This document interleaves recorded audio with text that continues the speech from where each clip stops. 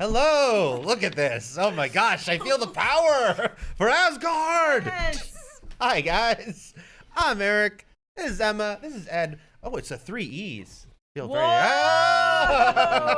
feels very powerful. You've heard of AAA titles. That's right. Triple E. Triple E title. My on-screen reunion with Ed after like 3 years. You know, there was just like a pandemic and stuff going on. But we're going to talk about Thor, Love and Thunder. Not and or Thunder, and we're gonna go into full spoilers. So if you have not seen this movie yet, which as we filmed this, you would have only been able to see last night, but a lot of people do go to see their Marvel movies the first night. You're going to get it spoiled. So keep with us if that's the way you roll. Otherwise, go watch it, come back. All right, 3, 2, 1, full spoilers. That's your last warning. Maybe we'll say one more warning. I don't know. But you've been warned. Thor, Love, and Thunder. I did a review here on this very channel. You can check out a non-spoiler review. But let's first ask overall thoughts on MCU Part 29. This is MCU Part 29. Well, movie. I forgot the TV shows throwing all these other... Yeah. You know, I think that... Man, Marvel has got a formula, and the last couple of Marvel movies I've seen, I have wanted a little more from, and I feel the same way about Thor, Love, and Thunder. There was a lot that I really liked about it, and I feel the same way about Doctor Strange. There was a lot I really liked about it, but ultimately my feeling about it is a Marvel movie pretending to be a Taika Waititi film, and I just didn't quite get the same joy from this that I felt with Waititi's initial foray into the MCU with Thor Ragnarok. And I wanted to feel that joy, but ultimately this one just didn't fully stick the landing for me, though it was fun. I liked it. It was fun you liked it. Yeah. And you know what? I think people are being hard on the last couple Marvel movies, myself included. I was like, wait, did you self-reflection. pop off on Doctor Strange? No, I mean, man, we took Doctor Strange behind the barn. You know what I mean? So that I do get that, but I think these last two are emblematic of like. There aren't any consequences, and you're starting to feel it. You know what I mean? You're starting to feel the consequencelessness of the entire enterprise. And after 29, that's a pretty good run. 29 movies, making you feel like things actually matter, and then the last few, it doesn't seem like it. That's a damn good run. You know, Disney, my check. Direct deposit, but you know what I mean, like so that's what I felt in it. I felt the magic waning, you know what I mean, but I think they just have all these beats to hit, and like we'll get into spoilers later, but like when certain people are in danger, when the kids are in danger or whatever, they're not in danger. There's no danger, there's no consequence. I think a lot of what you're saying, Ed, is exactly what I was feeling, and like the characters don't really have an arc in this. Like Thor, I never felt like Thor was down. I never felt like there was a scenario wherein he was losing. I didn't really feel the danger, though I really enjoyed Christian Bale as Gore, the God Killer. Like, I thought his performance was great. I thought he was a good villain. I thought his motivations were very clear. I did connect with him and what was going on with him. And ultimately, I like where the story ended, but I just didn't really feel a lot of difference from beginning to end. Marvel shill that I am, I'll be the most positive here. Now, and I will say, like, I think it's impossible to walk out of this movie and the first thing you're going to do is compare it to Ragnarok, and Totally. I think Ragnarok is better. Yes. Like, I definitely, and I think most people would say that. I'm sure you'll find some distinction, but Ragnarok is better because I think Ragnarok just feels more sort of fully formed start to finish. Yeah. I do wonder, it's funny because I probably never know the actual answer. I felt like a little bit opposite from you, Emma, that I thought this might be a little more of Taika, and I'm a Taika fan, but there was a little bit of like, because the first half to me is the weaker half. I like the second half more. First half to me is coming on a little too strong, and I am not one of those like, why is there's comedy in my MCU movies? I think that is a very integral part of these movies. The first half, though, is more hit and miss on the comedy front to me. The second half, though, I thought was better, and I actually thought this movie was a little more emotional than Ragnarok was. Like, this movie made me like a little more like, oh, I'm feeling some stuff than Ragnarok did, which was just kind of a joy, start to finish. Yeah. But yeah, I did wonder, like, was this a little more like Taika let loose or not. And I don't have like the right answer. Like the perfect combination is this. It's hard to say, because one thing about Phase 4 that's been interesting is it has been a little more quote unquote auteur driven. And I know then the argument becomes, but can you truly be an auteur within the MCU, because you have to exist within their Well, and I don't know. The other thing that I think where I sometimes have a little bit of a disconnect is the fighting of CGI monsters. And so now this is getting into some spoiler territory. So basically, you've been warned. You've been warned. So the character of Gore, the God Killer, is God Butcher. I'm sorry, God Butcher. Shout out to what did Bailey and I call him? Big Boy Fandom, our Fallout New Vegas character who fought exclusively with a cleaver. We switched to a tire iron eventually, and we're just knocking people's heads off with it, because that's how beating someone with a tire iron works. Anyway, so again, I liked Gore as a villain.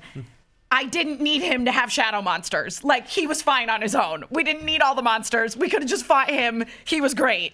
And like, that's the thing, is I just like all of these, and this is every Marvel thing, and even the ones that I have absolutely loved, they all at some point get into we fight big CGI monster, and it's like, can't we just fight a person?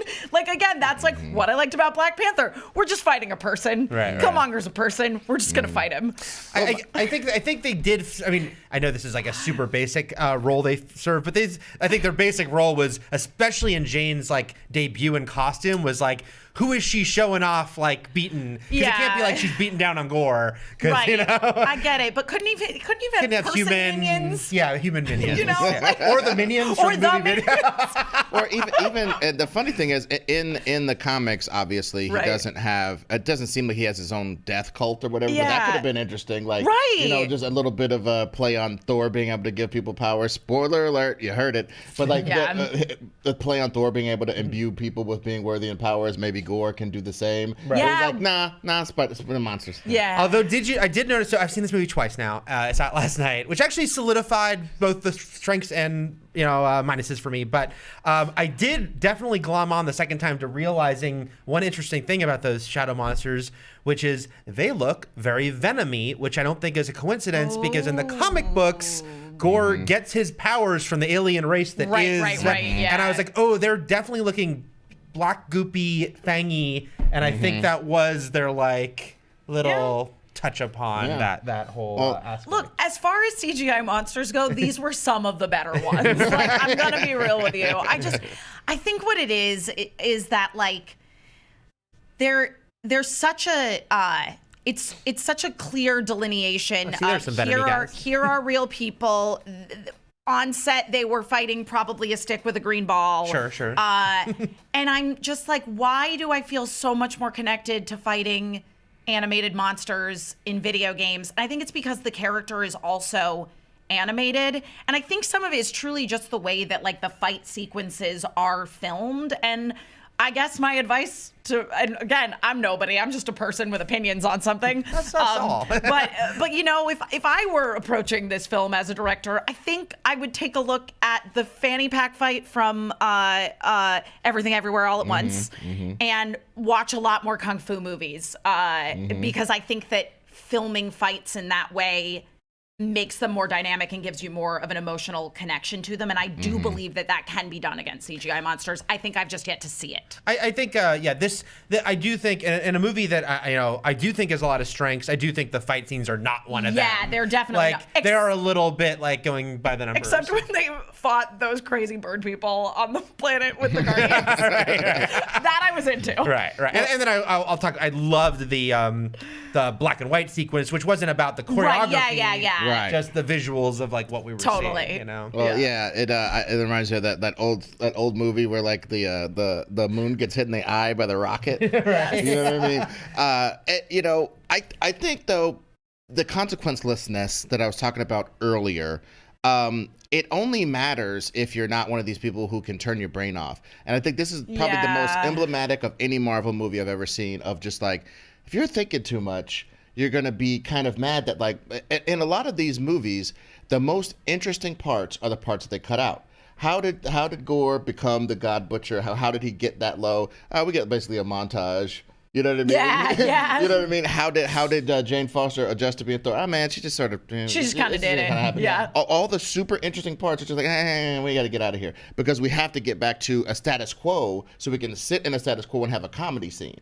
You know what I mean? I felt okay with gore. Like, I think the opening, which is very, like, sort of stark and no Tony Stark fundament, and just showing, I got enough from that. I would have liked what you're saying about Jane, though, I agree. Yeah. Because we jump from her, like, the hammer kind of coming to life, and then she's, like, fully flying around as Thor. I would have liked to have seen a little more of that learning curve, in between. I think they tried to touch on it a little bit in Thor's interactions with Valkyrie, where she was kind of talking about, like, oh yeah, she's really into catchphrases and she can't summon Bifrost, and here are all the, she's great like in the battle, but other than that, she hasn't quite got her Thor powers figured out. Yeah. And she's and like, I get what they were going for, again, of this whole idea of, oh, we're using comedy as a coping mechanism and we're repressing all of our feelings through comedy. All of that,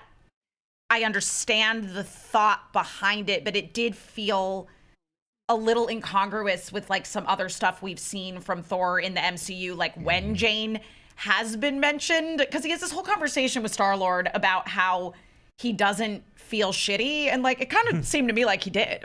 Well, and like Thor's not really in these series of movies. He's not known for like having his feelings all together. Like he's probably one of the least emotionally intelligent people in the Marvel universe. So it's like, but again, and keying on that, like at the beginning of Thor 1, he's sort of like, these people are ants. Nobody is anything to me. And by the end, he's sacrificing himself to like save freaking Oklahoma or whatever.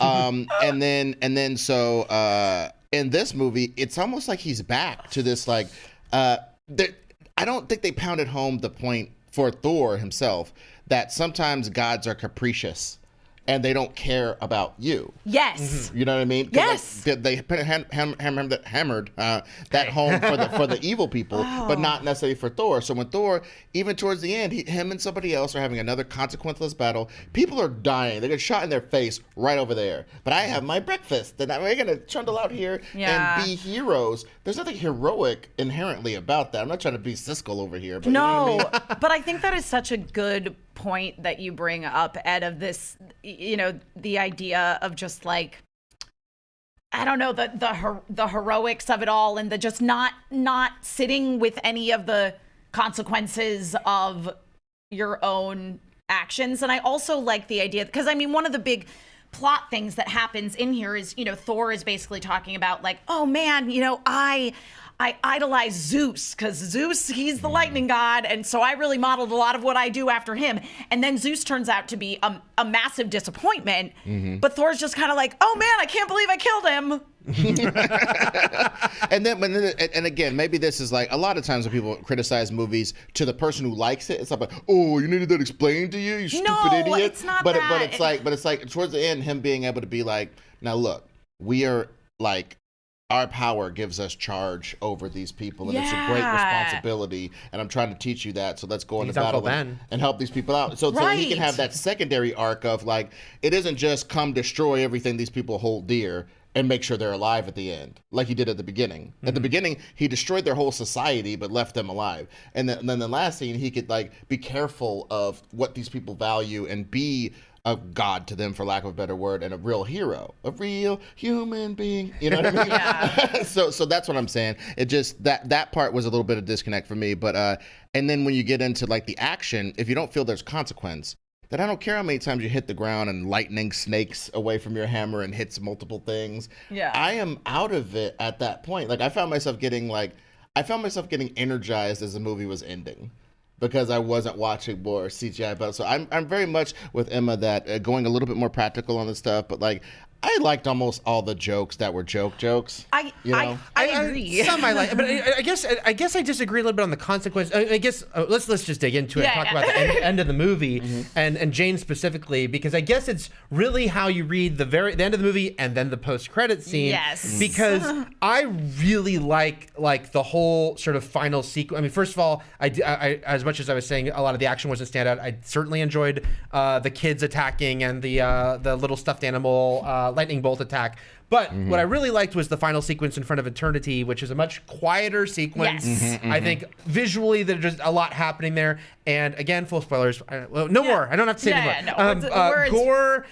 Gore laying dying while Jane is laying dying, I thought was awesome. Like I thought this is like, visually and also I really liked when Jane shows up for the final fight, which you know she's going to do. Right. And the kids cheer, but Thor looks at her really sad because he knows what it means. Right. And I was very much with like that her like sadly dying in his arms while Gore sadly dies. Again, he's the bad guy, but you know, he gets his daughter back, but he's gonna die. So I guess I didn't really think there was no consequences because like that played to me. Now I understand then people will be like, but we know Jane's okay because of the post-credit scene. But I guess I take that a little different. She's technically not okay. No, like, that's she is dead. She is dead. And that's what I'm saying is like, does that give you too much of an out though to be like she's in a happy afterlife? No, but I felt like by her dying, by Gore dying in the way he's the bad guy, but I did feel that there were consequences on that. You know, I didn't feel that the movie had no like weight. No, I liked the ending sequence. The sequence at Eternity I liked very much, and I do think that hit on some of the stuff that we were exploring thematically was this idea of choosing love instead of hate. And ultimately, Gore was doing what he was doing out of love for his daughter and feeling abandoned by his god. So he's trying to take revenge on them instead of realizing like, oh, what I really should do is use this wish to bring her back, which he comes to that understanding via his conversation with Thor. Again, I really did enjoy all of that, even though I have some questions about how wishing at Eternity works, because it seems like there were a variety of other solutions if you can have any wish Can you want. you wish for unlimited wishes? Yeah. The old classic. At least try. The classic. But I liked the ending with Dad Thor. You know, my only thing is that they were playing it a little bit as though he had some sort of resistance. I don't know. Yeah, I liked Dad Thor. That's what I'm gonna say about that. And I got I thought it was cute how it came around to the title of Love and Thunder, and the little girl is Love and he's Thunder. And also because they were playing Sweet Child of Mine in the trailer, my boyfriend, when we were watching it the last time we saw it, he's like, is Thor gonna have like a secret kid? And I was like, no. Well, actually, you don't have a secret kid. Not a secret kid, but he got a new kid. Look, Disney is really into their surrogate dad stories, and Thor is just keeping right on track. Into two things: killing parents and making giving people them new dads. new parents. It's stepdads. But yeah, as far as positive things, I do think that the God sequence was funny. Yeah. It was like a giant SNL sketch or something. You know, I kind of thought I liked that. I kind of liked how Zeus was an a-hole. I kind of like that. I kind of because canonically he was. Yeah, of course. I mean, dude, he's just changing the horses and trying to mack girls. It's like, geez, Louise, what's wrong with you? Be a cat or something, for Christ. But overall, I really thought that Thor's personality was. There's just this weird thing of like he can't have the same consequences as regular people. It's almost like you know. So I get that, and I get that. I almost thought that the first sequence should have been from Korg's point of view, which it was, but it's just like Korg telling the story of how Thor kicks ass, and that's why it's so weird where he's doing the splits like Van Damme. There was a whole Van Damme section of his fight scene in the opening, which is very funny, but it's almost like. You've never really seen him do goofy stuff like that before as far as his fighting, so maybe that could be like, you know what I mean? Like canonically, like how a child would interpret I felt that his adventures. The goofiness of that was meant to convey the way Thor was using comedy as a coping mechanism. Oh yeah, no, I mean that's why. Like I said, it's not a down for me. My girl watches this Star Trek show and he goes, "It's a down." No, it's not a down for me at all. I'm just saying, like, I could see how. I mean, some of these grown-ass neckbeards are going into this expecting, like, they see him praying at the tree of life and more meditating and stuff. It's like, that's for 5 seconds, bro. He's going to get back to just nothing matters because I'm a god and I could bathe in the heart of a sun. And I'm going to be fine. I got my eye gouged out and I'm fine. Yeah. You know what I mean? I mean, it came back. Yeah. Well, he got a robot one. Yeah. But Taika obviously brought, like, his distinct sense of humor and more of a sense of humor to these movies. I guess it's just always that, like, fine line of, like, how much is too much. I was looking in the chat and, Stephen Turner said this movie didn't let the dramatic moments breathe. It was followed up with joke, joke, joke and took away from the dramatic emotional depth Thor deserved. And it's, like, funny. I agree and I disagree only because Ragnarok, I do think, was a better movie. And yet I agreed with people who said, I didn't like at the end of Ragnarok when Asgard is destroyed and Korg, they throw in that Korg joke where he's just like, oh, there it goes. Like, it's still the foundation. I was like, that's a moment they should have let be weighty, which is why I was very happy that the last act of this movie, like, didn't do that. Like, those two characters dying, like, they did not get, there was no quippiness. Like, I felt like I was glad Taika sort of restrained himself. Yeah. Well, but speaking about drama, though, honestly, the part that I don't, and I might have been infected by this idea, but somebody else, and I some of the kids that were leaving the theater were like, that was good, but it was like a parody. Oh. That was just from the mouths of babes. Whoa. The kid was probably 15. And I was like, because it does kind of play like that for a lot, for scads. Yeah. Of the movie. No, it does, yeah. For scads of the movie, it plays like that. But what I'm saying is, in regards to Thor's, his emotional arc and stuff, I like the flashbacks with Jane. I love that montage, how they handled that and everything. It just feels like, with Gore, I felt as though they set him up to have a real motivation to kill gods, right? The gods suck. They don't care about you. You're just a number to them, like you're like a corporation's customer or something like that. And that sucks. That's enough motivation. You don't need to be corrupted by something. If indeed we're going to tell the story of some lady trying to get her fantasy kids back, why does she have to be corrupted by an evil book? Oh, the evil book. What are we in the Rust Belt? Books are bad now? What's going on? I didn't feel, though, that I didn't feel we were supposed to think Gore was corrupted because, yes, the sword was killing him, but I actually only thought I thought what he was doing was his own self-motivation. Yeah. And I only took the sword is killing him, and it made a nice parallel with Jane because the hero and villain was killing her. are both their weapon, their super weapon are both going to kill them, and then at the end we're going to get them literally dying at the same time. Their power is tied to their weapon, and to achieve the thing that they want to achieve, they have to do it at the sacrifice of their own life. Yeah, right. I just think it was just the so-called repentant beat where it's like the sword's finally destroyed, and he starts acting cool, like, oh well, I'm basically dead, and my sword is gone, and now that I'm basically dead, all is forgiven, and my mind's clear. It just felt a little bit like that last moment of clarity of like, oh, what have I done? That they give to villains a lot of times. I guess I'd argue in this, because I know what you mean with Doctor Strange, but in this, because this sword is destroyed, but then he still goes through the portal and still is going to do it. Yeah. But I guess I felt it was more like, well, he doesn't have the sword to fight him, so Thor can talk to him because he's not going to attack them with the sword. Yeah, because so it gives him more I definitely felt after he dropped the sword that he was still going to wish at eternity to kill all gods. Yeah. And I really like, because I guess all this stuff did, am I a sap? Maybe. But all this stuff played really well with me, which is like what he specifically says to Gore is, I'm going to go be with the person I love if you're going to kill us all. Yeah. And that's what seems to get through to Gore. Yeah. Is is that realization at that moment. And like I did cry when it was very clear that Jane Foster was just going to die. I shed some tears. I did too. I definitely did. I that got to me. On the setup for that, well, I mean, it's been set up before, but like when they do the little play and they drop all the glitter, Oh, okay. the glitter on Sam Neill. Oh my God. The play was incredible. The fact that then Matt Damon and Luke Hemsworth like appeared as the thespians, wanting like, to do out of costume. updates. And they're like, maybe we should do a play in this time of crisis. Loved that. We open on a child's bedroom. They're being kidnapped. Like, oh my God. My favorite bit though was the Stormbreaker versus Mjolnir, like Stormbreaker getting jealous that like the hammer was around again. Yeah, it was crazy because my audience didn't like that joke at all. Oh, really? Really? Our audience, my audience was very into that. I was laughing, and the audience, I felt my audience be like, oh, man.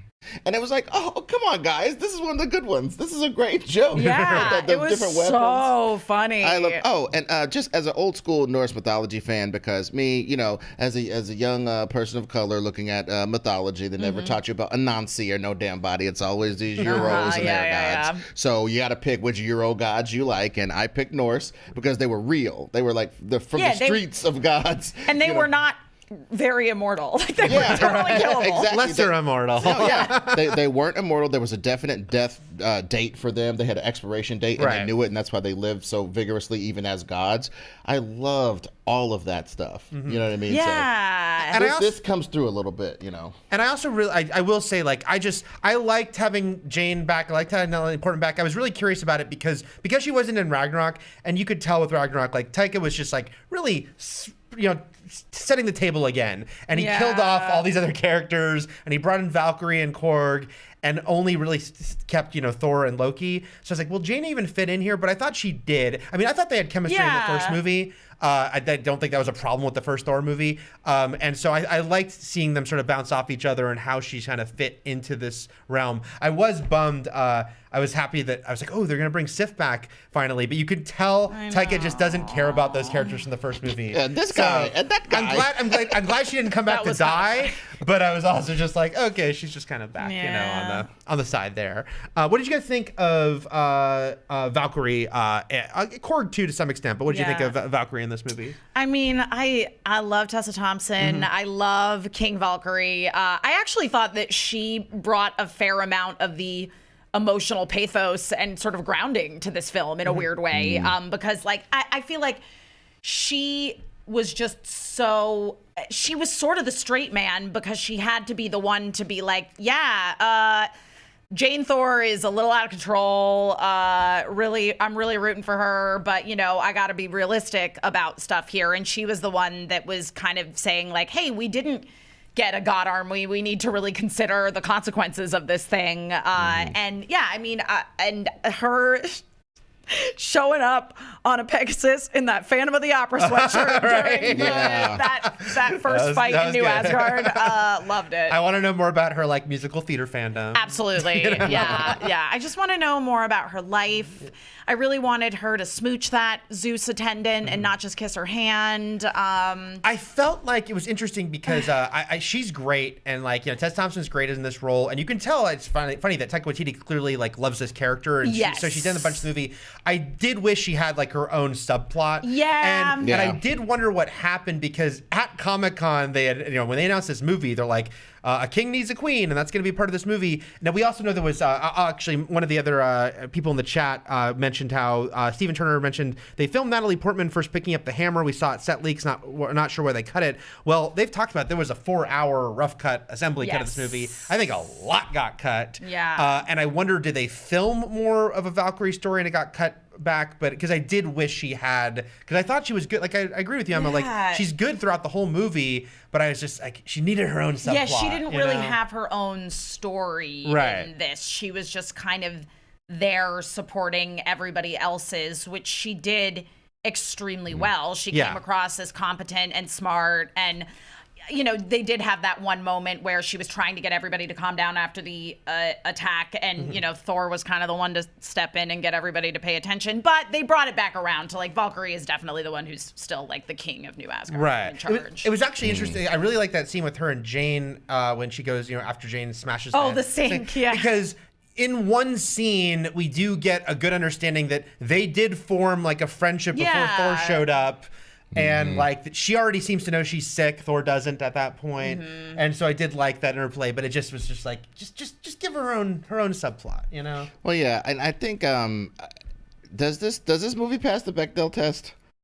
I don't know. I mean, there's probably there's scenes where they're talking to each other, not about Thor. There seem to be some scenes where they're sitting together. There's a lot of scenes where they are talking about Thor, but I do think that initially that sync scene isn't. It comes around to Thor eventually, but it's more about what's going on with Jane. Yeah. It really starts out more with Jane. I just want to throw that out there in regards to like the fact that like there are it seems like so many.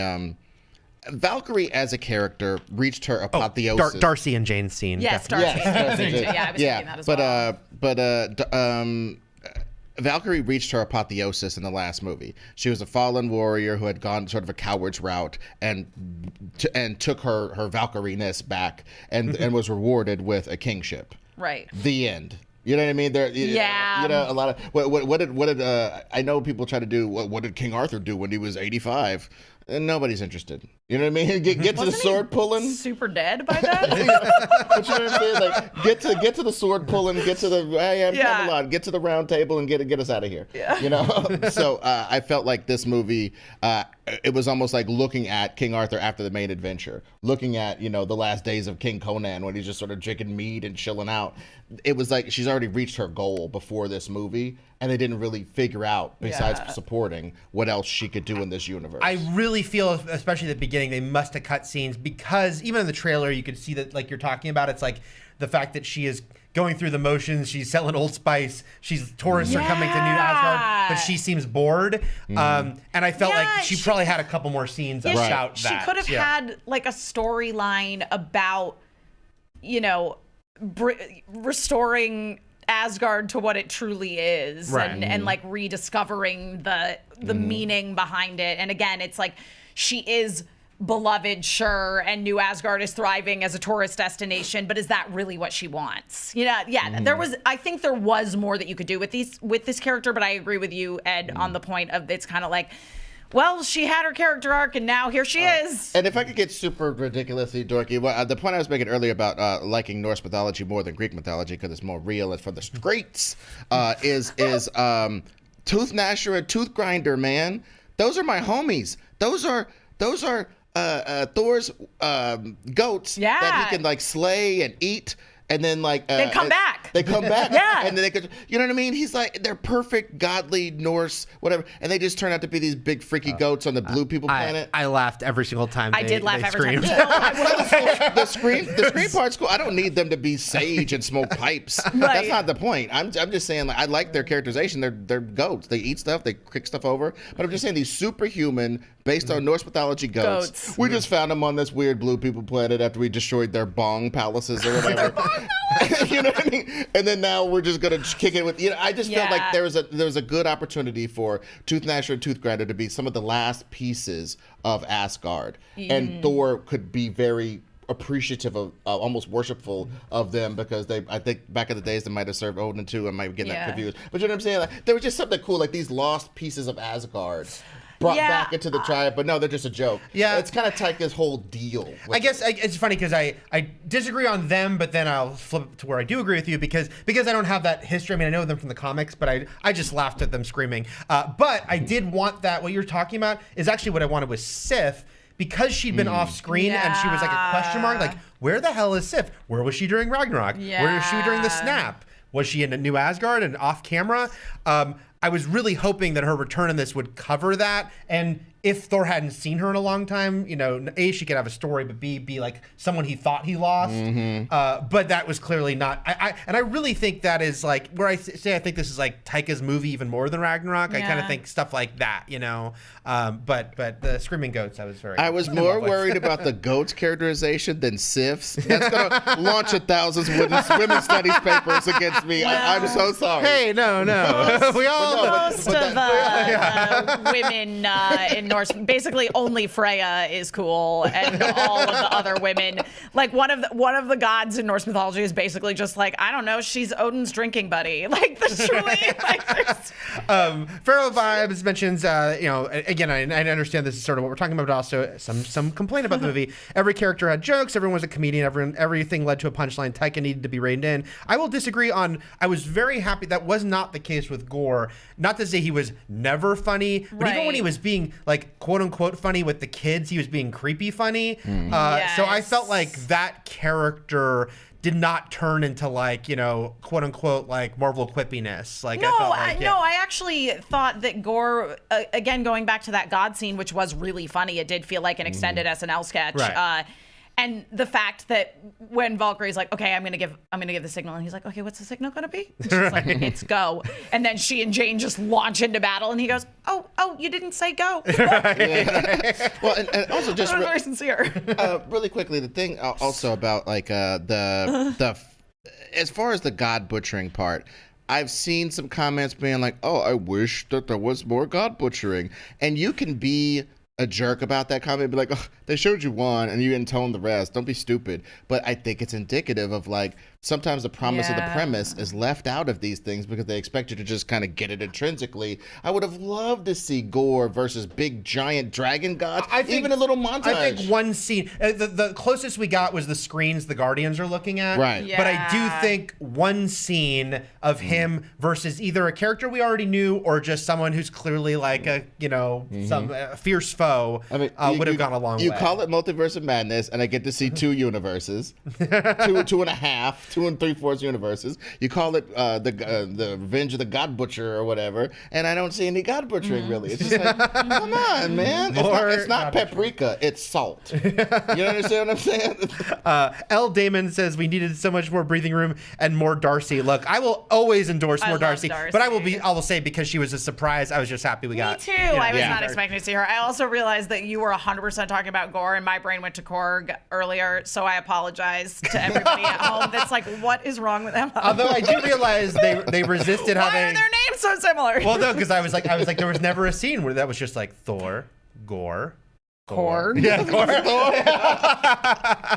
They're just sitting about like those Budweiser frogs. Right. Just saying their names. I think I was also just thinking about Korg because one of the things that I feel I've seen people complaining about online is the idea of Taika's characters within his own movies and how the directors can overdo it with their character being like, look how funny and focus pulling this character is. But I was saying I did not feel that way about Korg, the rock man, who is an alien with an actual Dude, I brain. loved his god. That dude was awesome. I almost want to go see it. Like, I'll go see a movie, then I'll dip in right at that point and look at that again. I love that guy. Yeah, and that was, and I liked Korg too.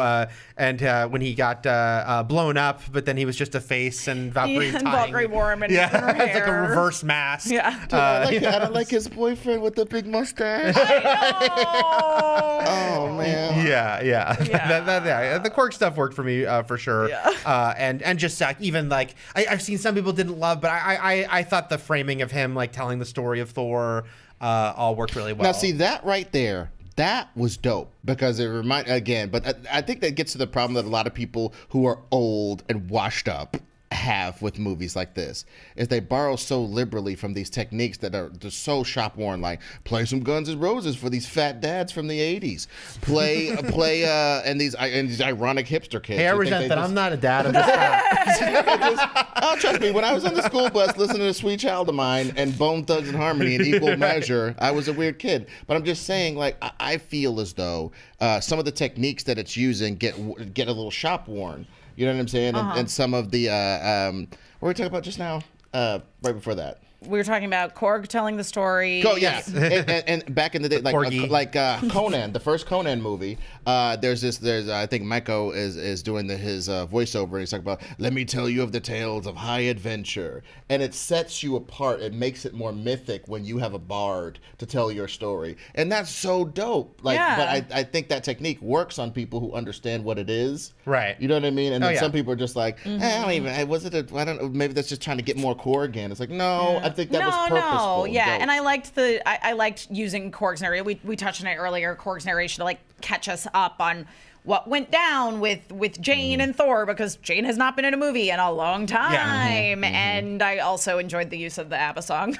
Yeah, but I think also that might be what people are keying on when they're like, there's too much Korg and there's too much this. They're maybe keying on my earlier point of a lot of the interesting stuff was montaged. Yeah. And let's get to it, so you can have the director himself come in and go, yeah, we shot a bunch of footage that we don't want to use right now, so move it along, and we can get to these different sections of the story by just bringing in this voiceover voiceover. So maybe people could feel that was cheap. To me, it worked. I'm also, by the way, laughing, remembering Thor telling Jade that yes, he still blades. Oh yeah, that was sorry. My man. Yeah, he and Korg both. Yeah.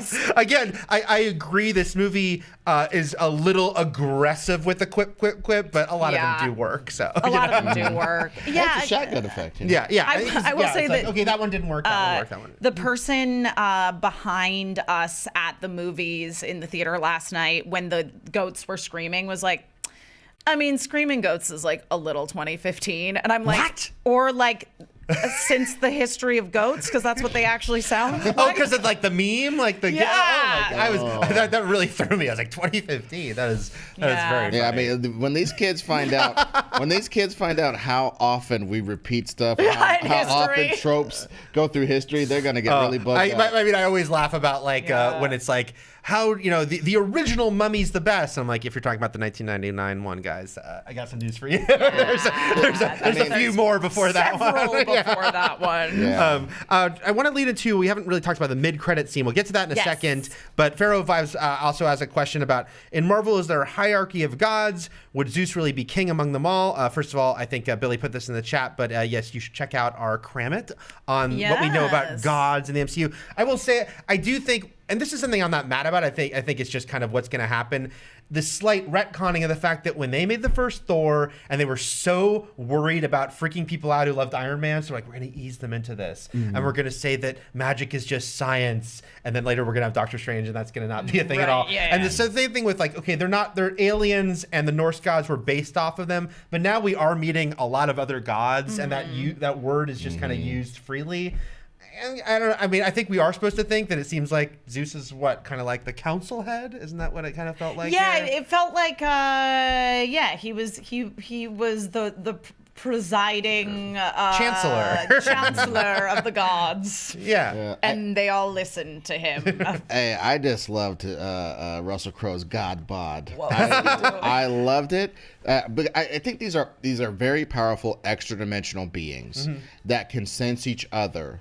And thus, they have some kind of weird kinship. Of course, this is probably just my dumb head canon. They love their orgies. Yeah, you know what I mean? Because they could probably withstand each other's affections, as it were. Cleanest thing I've ever said. So basically, I think that's kind of what these people are. They're extra-dimensional beings who are immensely powerful and have ways that we don't understand, so we would call them gods. I think that's firmly in Marvel canon, and I think they're doing a fine job of keeping these between... and the end credit sequence, if we could talk about that, the distinction between a god, an old school extra dimensional hedonistic being who does his own thing and turns into a horse and romances your girlfriend or whatever, that weird old world, contrasting with, I have this social responsibility to help people. It's like the robber barons versus these technocrats who think they could change the world. Yeah. You know, the robber barons are just like, just make money on the railroads, and these guys are just like, well, I want everybody to have a fit pit and do push-ups. There's some dissonance between those two ways to be above regular people. The gods versus superheroes, I kind of feel a battle brewing. Yeah. Right. I do wonder if they're going towards that too. And I will say, Russell Crowe, I had to come around on because he's going so big. He's going very big and very silly. So at first I'm like, what are you doing? And what is this accent? Which is not a Greek accent. Or I don't know what that accent was. But then I came around to it because he is being so grandiose and full of himself, and he just is like the worst case scenario of what we've seen of like a god in these worlds. And then I came around to it. So let's talk about that mid-credit scene. And they do love to be like, here's a cool new character for the future, and we got a character that comics fans have wanted to see for a long time. He's kind of one of the last big Avengers we haven't met in this world, and we got the reveal of Hercules, played by Brett Goldstein, which was freaking amazing. Thoughts? Oh my God. It was so funny, that reveal to me, because, you know, Zeus was monologuing on, and I'm like, all right, I think he's probably talking to somebody. I'm waiting to see who this is. And I'm trying to put together in my brain who it might be. And then he's like, Hercules, my son. And then when they pan away and it's just Roy Kent, I was like, oh, that is not who I would have expected at all, but it feels right for Taika.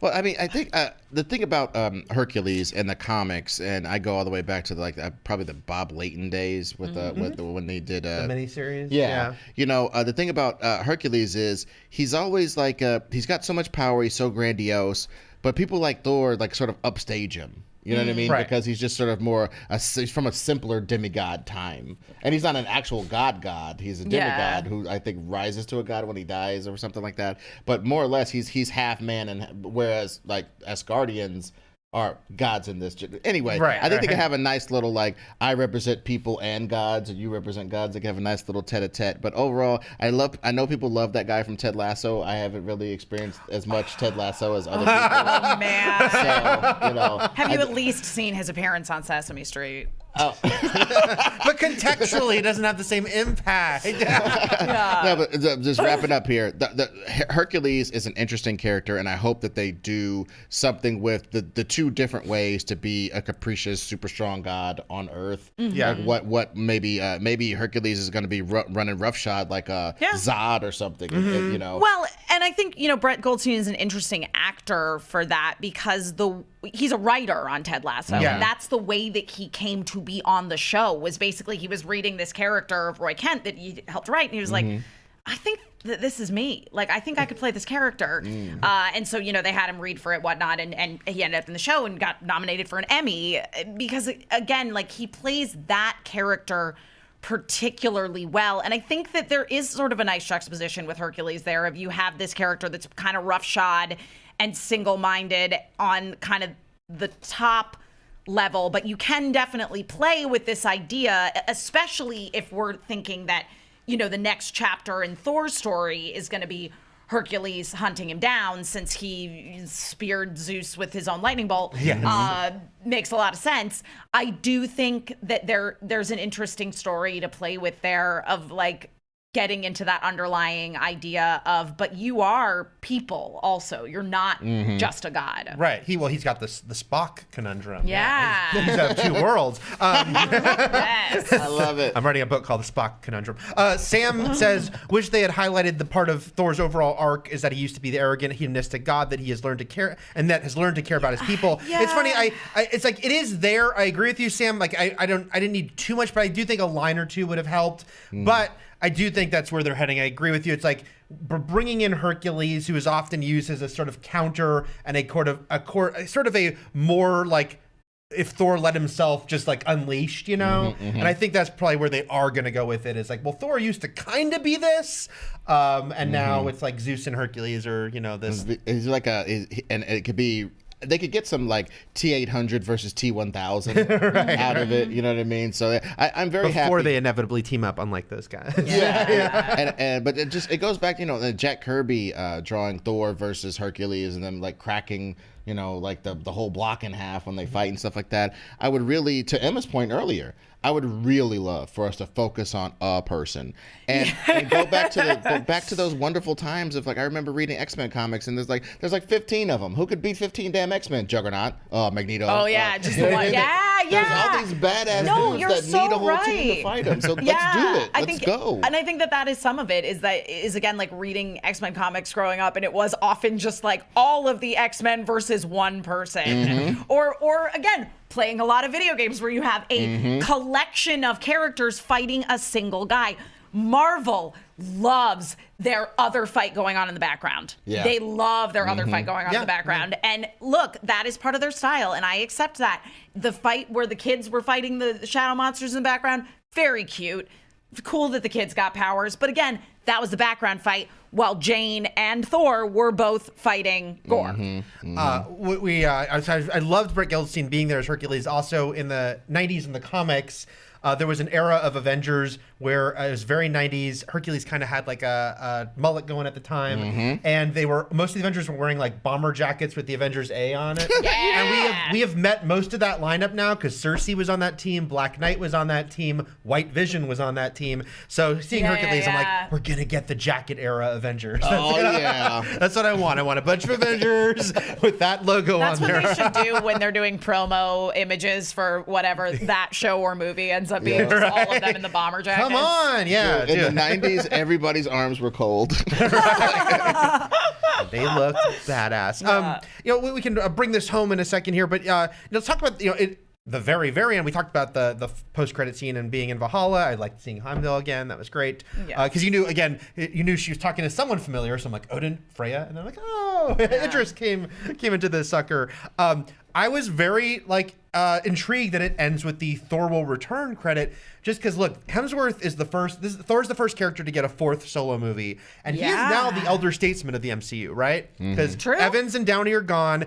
Norton only did 1 movie, so even though Hulk is around as a character, it's not the same legacy. So now Chris Hemsworth doing his 4th movie, and then that Thor will return. I'm like, he must have already agreed to do a 5th one. They wouldn't put that there and not deliver. Yeah, and they certainly the tee up in the mid credits definitely felt like it was very specifically a Hercules is going after Thor. Yes, yeah. I have a feeling we're gonna get. It will not be a 5 years between movies thing, because this time, of course, they had 2 huge Avengers movies in between. Sure. I feel like Taika and him are probably gonna do 1 more. I think it's like their trilogy, which is funny to say about part 3 through 5 of a series. Yeah. But I think Thor didn't really get his chance until part 3. Right. So. Right. Yeah. But I guess I'll just ask you guys, because I was more positive on the movie, even though I did think Ragnarok was a stronger one. Yeah. But what do you think about if do you want to see Taika? Are you feel like Taika's already done his thing with this, pass the baton, or do you think I think that Taika gets 1 more shot. You know what I mean? If you because I agree with you. It would be weird if they went beyond any other, if they did more Thor after a 5th one, because again, he is the only person in the MCU to get his own solo film, a 4th one. Yeah. So I feel like let him and Taika do 1 more together. Bring it home, and just have it be a fight against Hercules, and Hercules has devoted followers who are also people, and they're not CGI. There you go. No CGI army. It's a big I want to see goats fighting sheep. Hercules has sheep or bulls or something. Sure. Yeah, sure. Hercules can have a bull. We can have a bull versus goat. Hashtag Hercules is bull.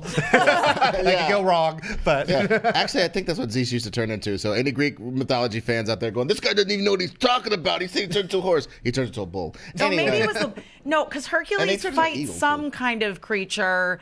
I think it's a boar, though. So maybe Hercules has a boar. I don't know. Dude, but I would love, just real quick, I would love a Hercules that is more powerful and doper than Thor, because he's completed the labors of Hercules. The labors. So he's got the lion the lion fur that cannot be penetrated. He's got all these super dope weapons, poison arrows and jazz. He's just got all this weaponry, and Thor is not ready. You know what I mean? Right. Yeah. And that could be a really dope storyline. Right, So and then we can invent trials for Thor. Yeah, there you go. Maybe, that's dope. And he's single dad Thor now, and because Hercules is ultimately going to be a good guy. It's not I don't think he's going to be trying to kill his daughter. But in Marvel Comics, did Hercules murder his wife and children? I don't. No, I don't think they went there. It may have been in some kind of. He got some bad press, I think. Yeah. I don't because he sure did in Greek mythology. Yeah. So. I think I always thought they should do a movie like that. I mean, I think the Rock movie touched on it a little bit. We can get off of this. By the way, I might be projecting, but I almost think they might have done a story that acknowledged that by having him think he did, and then turning out he didn't. Yeah. But I might be half Something like remembering something like that. I think he did. I think maybe in the 80s, and they have him go crazy and beat up everybody. Something happened. Somebody like that, beat up all the Avengers, or maybe it was anyway. But the bottom line is, the Hercules is strong enough, and that guy is funny enough to be a foil for Chris Hemsworth for the whole movie. So I'm intensely excited about that. And I think that was some of this also was I missed, because obviously Loki was not in it, and I missed the chemistry between. The tattoo was pretty dope. But the tattoo was hilarious. Oh my god, that detail I loved. That was so funny and accurate to depressed Thor. But I missed the chemistry between Hemsworth and Hiddleston. And it's a weird twist almost on how they always kept Coulson away from the Avengers, which I understand had corporate reasons too. Yeah. Because it's the real Loki is dead, and now there's this other Loki we know, but we still want to see the two actors together. Yeah. So yeah, I think he'll come back for Thor 4. I think they might. Thor 5. I think they will too. I think especially because I am betting Hemsworth will do one more. Like I think he'll be done after one more. Yeah. So I think that they'll know that they'll want to have the two of them on screen together one more time. Yeah. We'll see, but we'll speculate until then. Yes. Guys, thanks for joining Triple E. Yeah, we'll try to copyright that. For our Thor Love and Thunder chat, like I said, look for that Kramit we have on the MCU Gods, and we'll have plenty more here for you. We'll talk about the Miss Marvel finale next week. Thanks, and stick around here at Fandom. Bye. Bye.